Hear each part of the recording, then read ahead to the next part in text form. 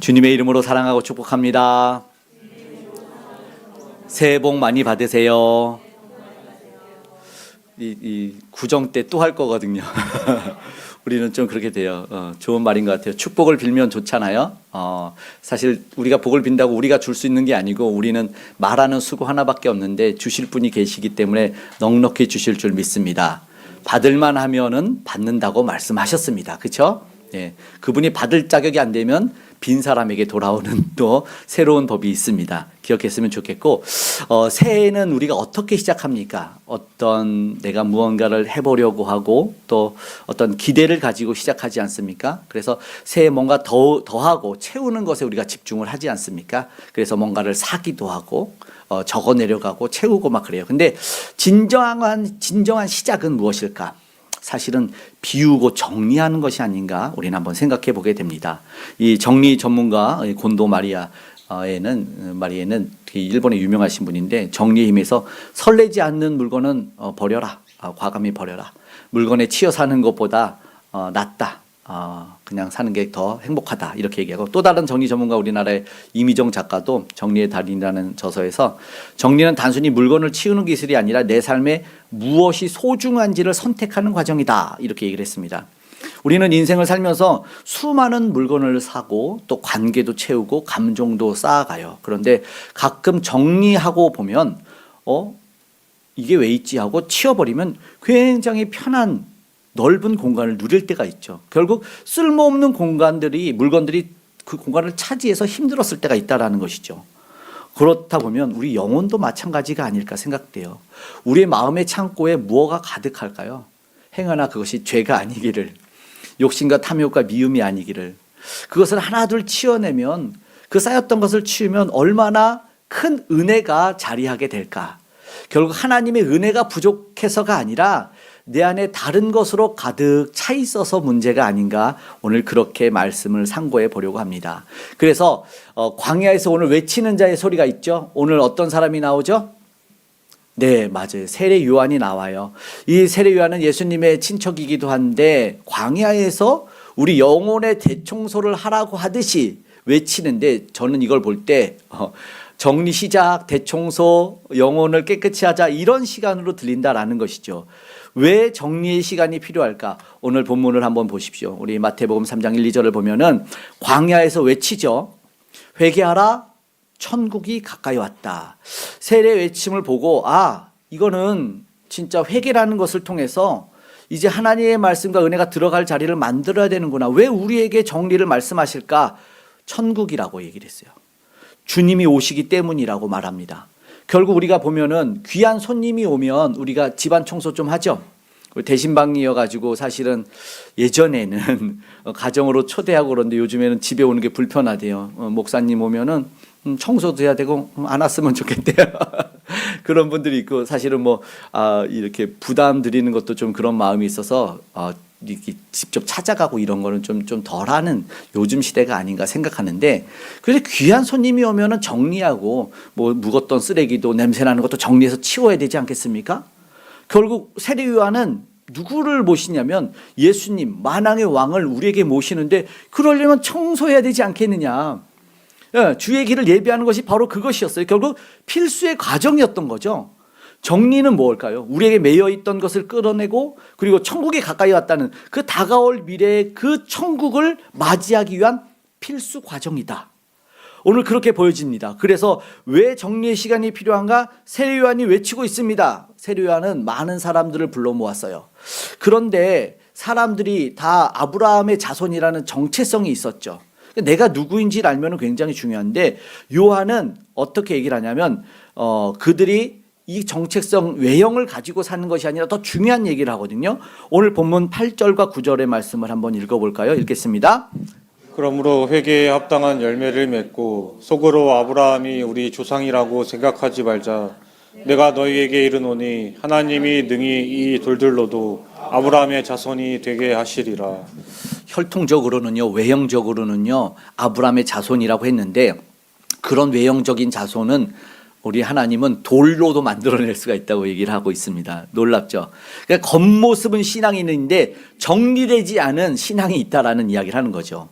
회개했다고 말은 하고 있는데 삶의 방향은 그대로, 무슨 말이냐면 하나님을 믿는다고는 하지만 붙잡고 있는 것은 내려놓지 못한 거죠. 그 마음에 냄새나고 오물인 것이 가득해요. 마음의 방에. 그러니까 어떻게 하냐면 여기에 대해서 정리되지 않으면 사실상 어떤 이야기를 하면 조금은 두려울 수 있는 이야기를 10절에 하고 있거든요. 한번 읽어볼까요? 이미 도끼가 나무 뿌리에 놓였으니 좋은 열매를 맺지 아니하는 나무마다 찍혀 불에 던져지리라. 정리되지 않은 그런 마음은, 신앙은 찍혀버린다. 심판을 말씀합니다. 그러니까 뭐라고요? 천국과 회개가 같아져야 되는 거예요. 회개를 해야 천국이 임하는 거죠. 오늘 구체적으로 이야기를 하는데 오늘 말씀해 보니까 회개하라 천국이 가까이 왔느니라 말하고 있는데 제일 처음에 뭐라고요? 회개하라. 이것은요 사실은 마음의 정리이죠. 마음에 방향을 돌리는 것을 의미합니다.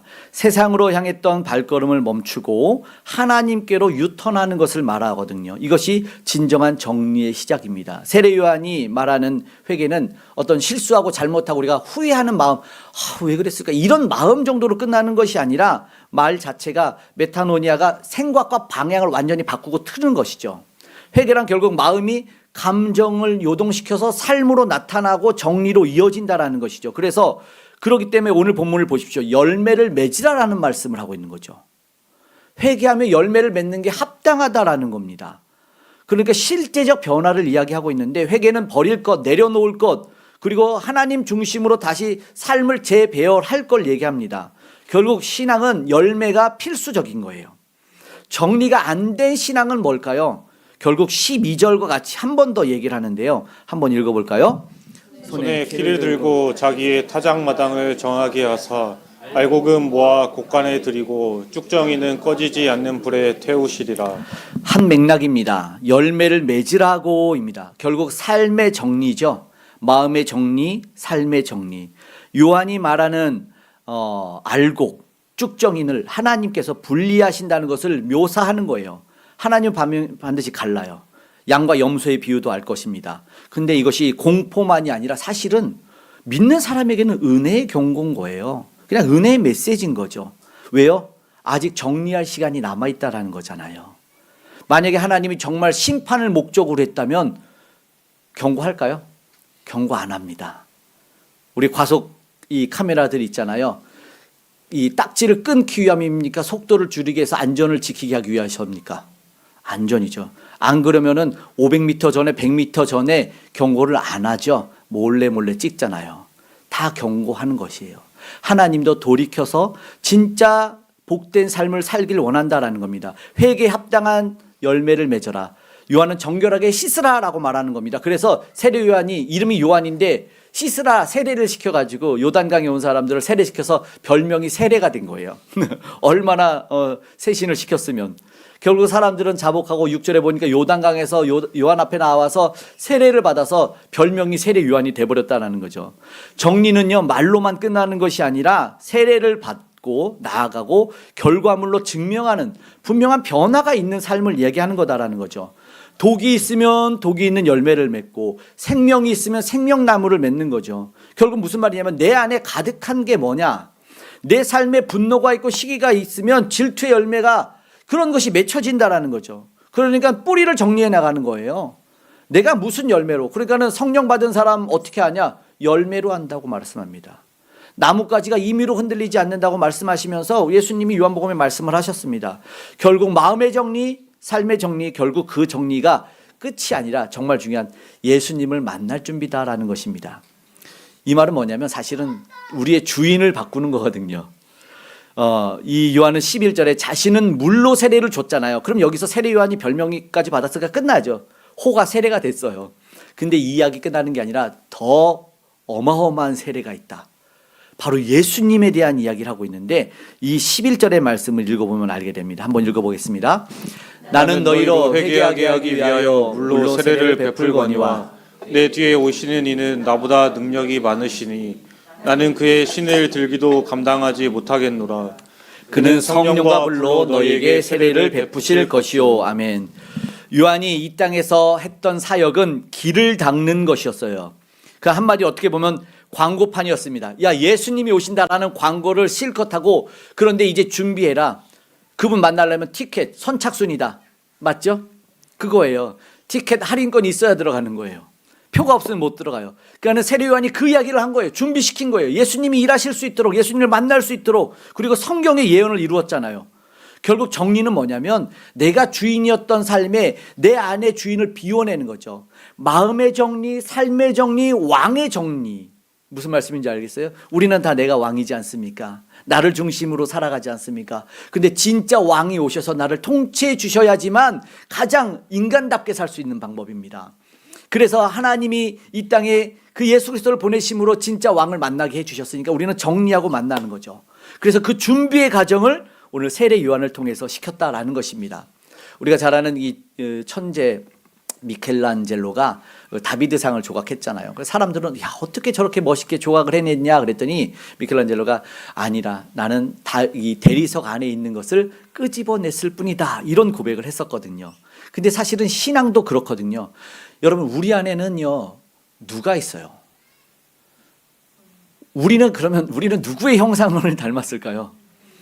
그걸 모를까봐 창세기에 얘기하지 않았습니까? 우리가 우리의 모양대로 우리가 사람을 만들자. 우리의 형상을 따라 사람을 우리는요 이마고데이라는 하나님의 형상을 닮았어요. 그러니까 우리는 하나님의 형상을 좌우를 보면은 조금 좀 언짢을 수도 있어요.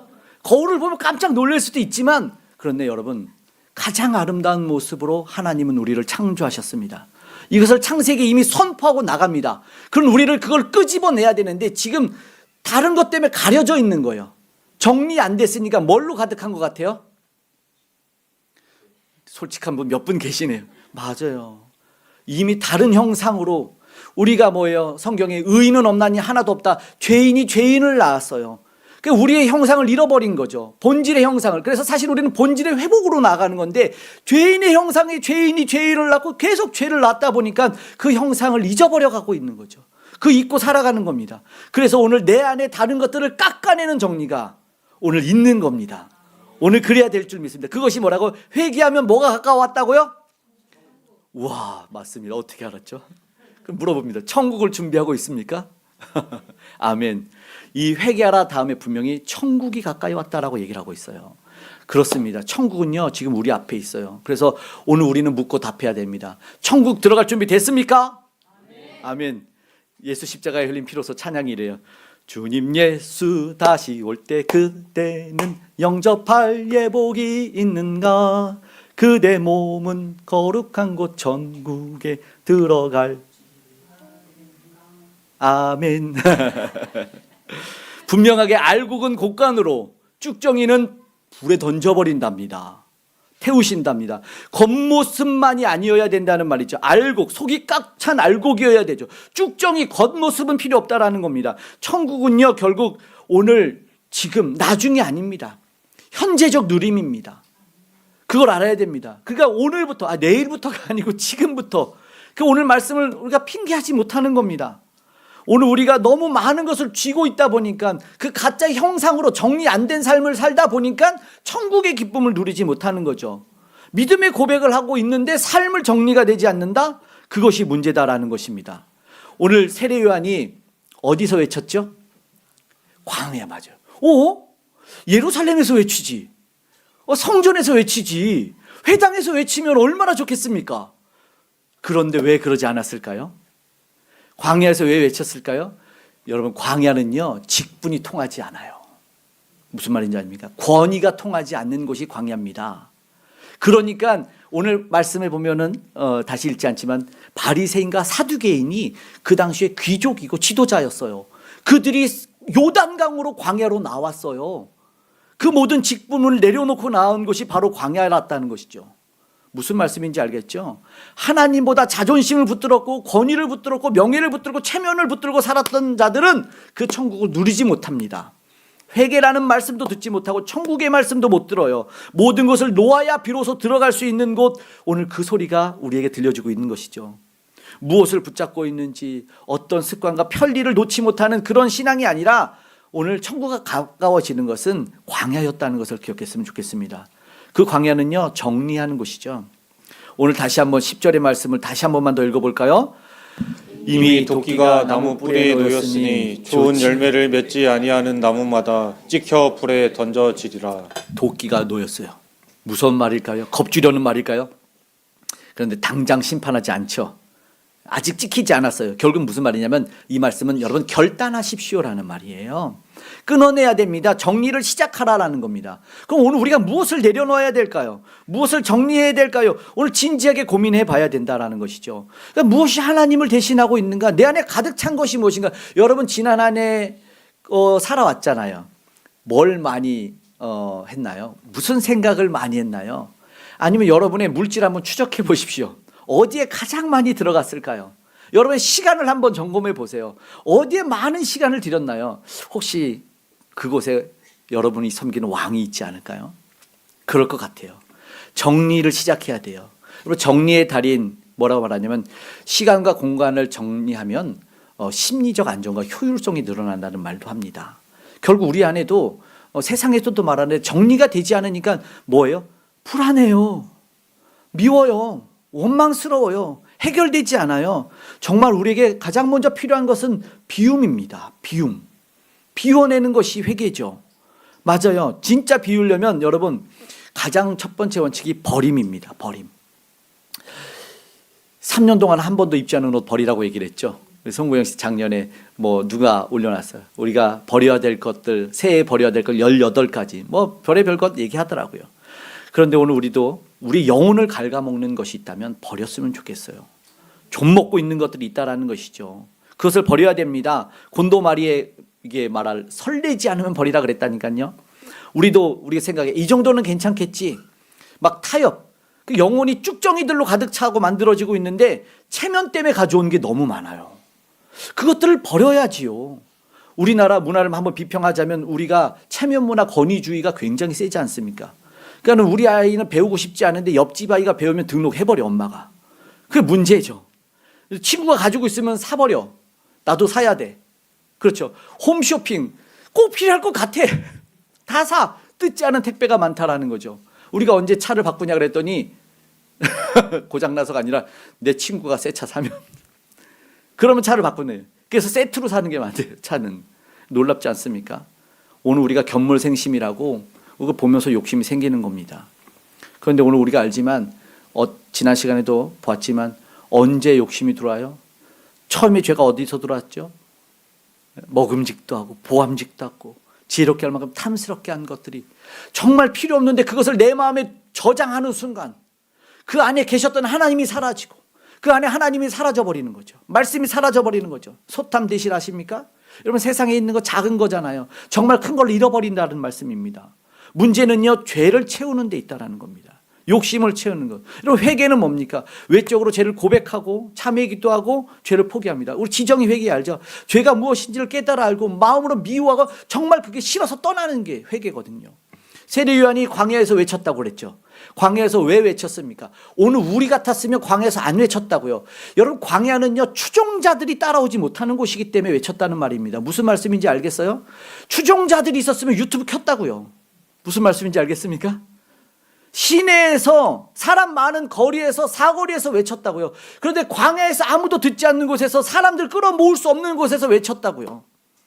장애물을 제거 처음부터 비워있는 모습을 보여줬어요. 세례 요한의 외적인 모습이 오늘 우리에게 이 말씀에 왜 기록해놨을 것 같습니까? 세례 요한의 외적인 모습이 뭐예요? 낙타 털옷을 입고 가죽옷을 입고 뭐예요? 자연인인가? 석청과 메뚜기 먹은 생식자인가? 다이어트인가? 이거 말하려는 게 아니고요. 낙타 털옷은 사치에 대항하는 저항의 상징이거든요. 허울뿐인 세상 사람들과 반대되는 모습이 오늘 이 세례 요한의 모습에 있어서 씻어내자고 이 외형적인 가시적인 메시지가 오늘 우리에게 먼저 던져지고 있는 겁니다. 아마 우리는 이렇게 얘기해야 알겠지만 유대인들은 이미 세례 요한의 겉모습을 보고 알고 그의 모습 속에서 삶에서 이미 회개가 일어나고 저렇게 살아야 되는구나 대항의 모습이 일어났을 거라는 겁니다. 무슨 말씀인지 알겠죠? 오늘 그런데 우리는 무엇을 채우고 있냐는 거예요. 아침에 눈을 뜨면 여러분 채우고 있는 것이 뭐예요? 저는요 말씀이고 찬양이고 기도이기를 소망합니다. 힘들고 피곤하고 연말연시 정말 바빠도 꼭 해야 되는 게 기도가 아닌가, 특별 새벽 기도회가 아닌가, 저는 그렇게 생각하면 여러분도 한 번쯤 따라왔으면 좋겠습니다. 손에 있는 핸드폰이 놓여지고 밤에 잘 때는 비워지죠. 어차피 여러분 잠들면 못 들고 있어요. 굳이 밤에 잠들 끝까지 보려고 머리통에 핸드폰 맞아가면서 말입니다. 그러지 말고 그걸 비워 내려놓고 두 손을 모으고 하나님의 마음으로 채우고 잠들면 좋겠습니다. 비워져야 채워져요. 맞아요. 여러분 비움 다음에 뭐가 있냐면요. 채움이 있습니다. 여러분 비워져야지. 그릇 비유도 하지 않습니까? 씻어내야지 담아줄 수가 있는데 그릇을 씻어내지도 않고 주세요 주세요 가득 주세요 충만 주세요. 아무리 좋은 거 줘도 그것 오물이 됩니다. 여기에 조그만 오물 들고 가득 뭐 담아 주십시오. 누가 먹습니까? 근데 우리의 심령에는 오물 가득 채워놓고 하나님 주세요 주세요. 여러분 필요 없습니다. 여러분 우리 아이들이 힘도 없는 아이들에게 총 달라면 총을 줍니까? 칼을 쥐어줍니까? 안 주는 거거든요. 오늘 말씀과 성령으로 기도로 채워지는 저와 여러분 되기를 소망합니다. 비우면 들어와요. 비우면. 그래서 정말 중요한 것이 있어요. 오늘 다시 한번 읽어볼까요? 11절에 한번 읽어보겠습니다. 나는 너희로 회개하게 하기 위하여 물로 세례를 베풀거니와 내 뒤에 오시는 이는 나보다 능력이 많으시니 나는 그의 신을 들기도 감당하지 못하겠노라. 그는 성령과 불로 너희에게 세례를 베푸실 것이요. 아멘.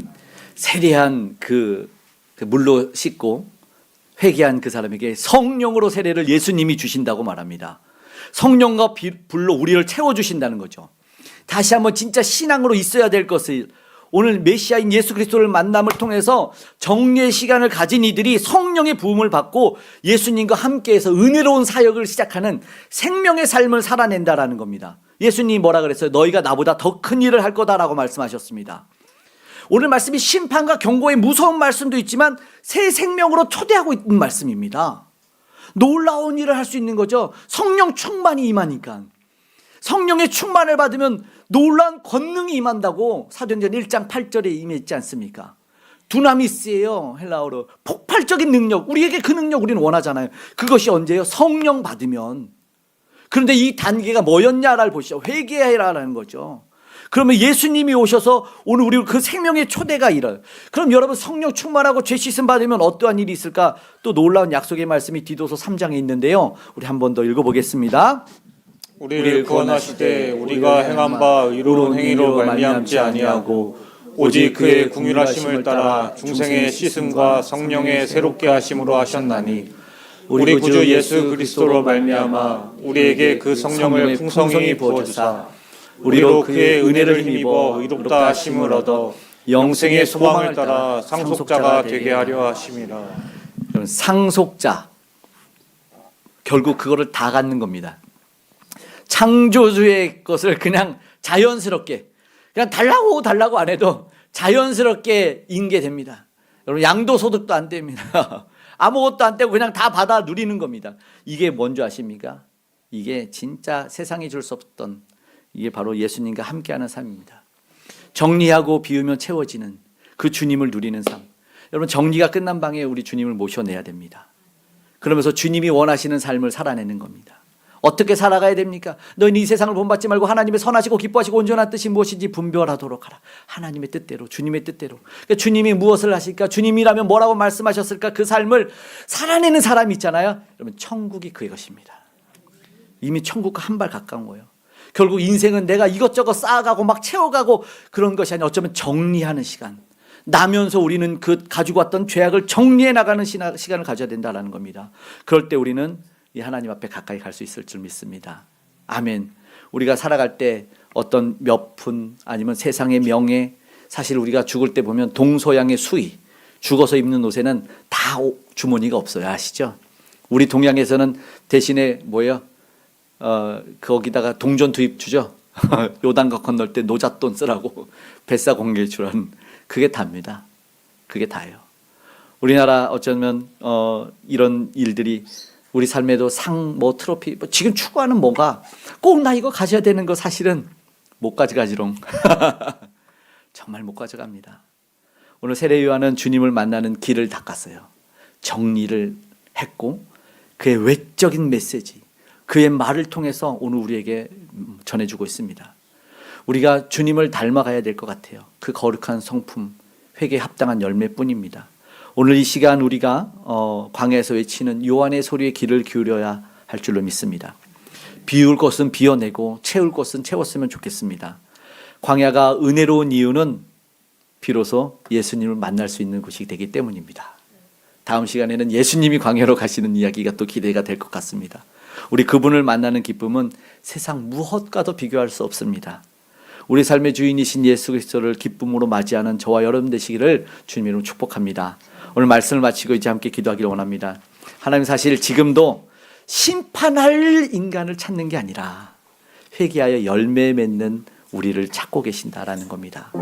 그 열매는요, 능력받는 것이 아니라 어쩌면 정리된 삶에서 나오는 거예요. 지금이 정리의 시간입니다. 새로운 무언가를 더하는 시간이 아니라 버리는 시간만 잘 가지시면 됩니다. 말로 드리는 신앙이 아니라 삶으로 드리는 회개가 있는 삶을 원합니다. 나의 모습, 나의 소유를 주님 앞에 겸손하게 내려놓기를 소망하며 우리 이 시간 함께 찬양하겠습니다. 나의 모습, 나의 소유. 아멘.